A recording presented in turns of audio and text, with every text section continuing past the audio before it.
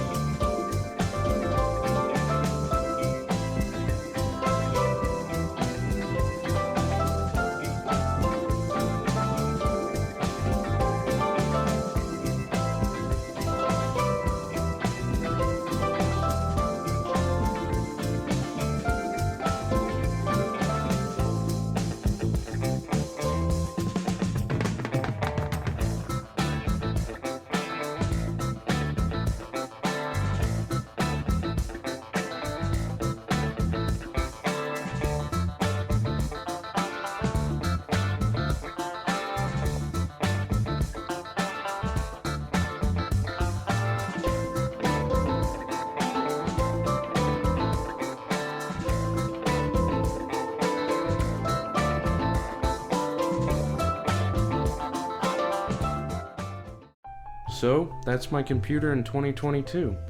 I know most of the games are older, excluding Halo, but it was still interesting.